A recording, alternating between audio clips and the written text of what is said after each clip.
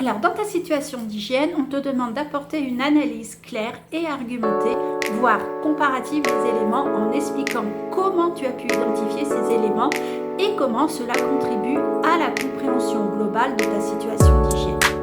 Pour faire cela, c'est assez simple. Ce que tu vas faire, c'est choisir un texte en fonction de tes mots-clés de référence que tu auras utilisés au préalable, c'est-à-dire tes concepts. Ensuite, tu vas appuyer tes arguments avec des preuves qui proviennent du texte que tu analyses. Donc, cite des passages spécifiques et explique comment ils soutiennent du coup ta situation d'hygiène. Sois vraiment précis et détaillé et n'aie pas peur d'utiliser des arguments, des données factuelles, etc.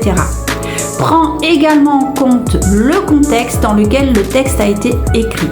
Avant de choisir ce fameux texte de référence, n'oublie pas d'évaluer la crédibilité de son auteur. Tiens compte de son niveau d'expertise, de ses sources et évidemment de la fiabilité de l'argument qu'il propose. En général, lorsque tu tires un texte du gouvernement, c'est OK. Quand tu rédiges enfin par rapport à cette analyse, utilise bien des transitions entre les paragraphes pour pouvoir relier tes idées. Cela va aider grandement le formateur à suivre ton raisonnement. Quand tu concluras, il faut offrir une perspective finale ou des réflexions sur l'importance du texte que tu as utilisé pour ta situation d'hygiène.